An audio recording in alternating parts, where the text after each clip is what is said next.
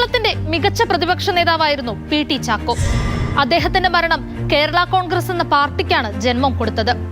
അന്നത്തെ മുഖ്യമന്ത്രി ആർ ശങ്കറിനെതിരെ ചാക്കോ അനുകൂലികൾ വിളിച്ച മുദ്രാവാക്യം അക്കാലത്തെ രാഷ്ട്രീയ വിവാദമായിരുന്നു.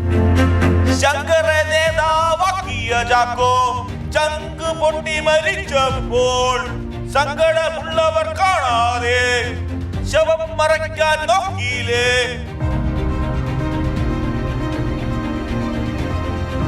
ഈ മുദ്രാവാക്യം അലയടിച്ചതോടെ ആർ ശങ്കർ മന്ത്രിസഭ പ്രതിസന്ധിയിലായി. 1964 അങ്ങനെ കുതിരച്ചിഹ്നത്തിൽ കേരള കോൺഗ്രസ് പിറന്നു.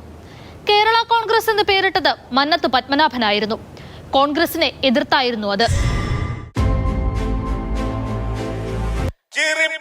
വരുന്നുണ്ട് ആരുണ്ടിവിടെ കാണട്ടെ, കോൺഗ്രസുകാരെ മൂരാച്ചികളെ നിങ്ങൾക്കിവിടെ മാപ്പില്ല.